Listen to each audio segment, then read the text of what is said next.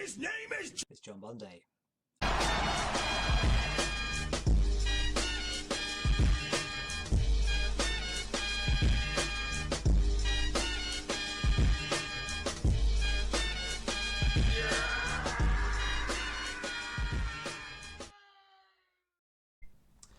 It is Wednesday the 24th of April and RPG number 5 is finished.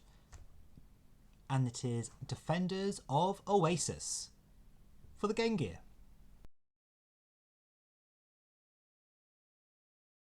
So I've been continuing my trend of trying to pick a RPG from different consoles. Whether or not I play it on the actual console, but as in like I wanted to like have a range of different things rather than like sticking to primarily one or two different systems. You know, it's a nice way to try like a breadth of like different eras of RPGs and maybe like slightly different styles. So I don't own a Game Gear. Originally, I was going to play this via like the Game Gear to SMS like Sega Master System hack, so you could play a Game Gear game on a Master System via my Mega Drive on the Everdrive. But then I ended up downloading an emulator for my DS. So yeah, I ended up playing it via this. So which meant that because I was going to just play on the TV, which would be quite cool. But as part of the Club 52 challenge, this month is God of War 3. Because I played God of War 1 last year, I then decided I'll play 2 first, I'll play 3. So I didn't have much time for in front of the TV. So I actually thought if I do it on this, then while I'm sat on the sofa watching TV for my wife, then I could play with this, which has worked out quite well. And yeah, I mean, it's a game that when I heard the title, I thought must be linked in some way to Beyond Oasis, aka Story of Thor in the UK, but Beyond Oasis in America. Completely unrelated.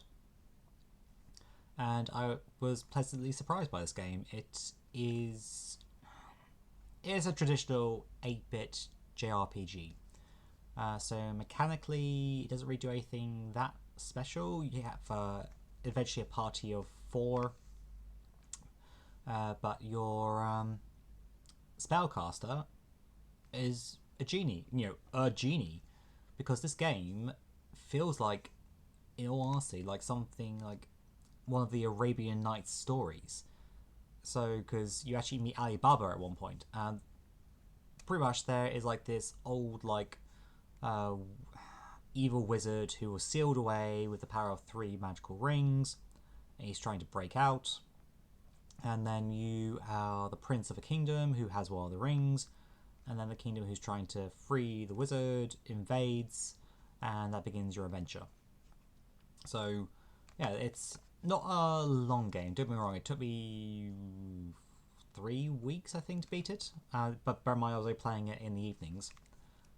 And yeah, it's also got like, so being a JRPG, it has a save feature, but you don't actually save at any point.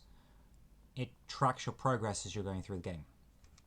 So, which I think is actually pretty unique. I've never heard of a JRPG where you can't actually save. It's a bit okay. But I just kind of like love the aesthetic. Like, it's so like Middle Eastern, like from like the stories of old. Like all the enemies feel like that they are like this kind of traditional like ifrits and things like that. And it's quite nice to get sucked into a game like that. Because I have on Audible, I've actually listened to this group who've been doing like the Arabian Nights stories, and like they are really good. So I mean, whatever's happening with the Middle East, in recent history, there is some rich history, in like the old days, like mythology and all that kind of stuff. So it's quite nice, and I wish we had more games like that. There probably are, but this one just felt very I don't know, like pure. I don't know, just anyway. But I don't know if this game is available as a modern release in any way, shape, or form, or any digital services or storefronts. But if not, I mean, I definitely recommend giving it a try. I have no idea how much the original game goes for, but I think it might be a bit expensive now.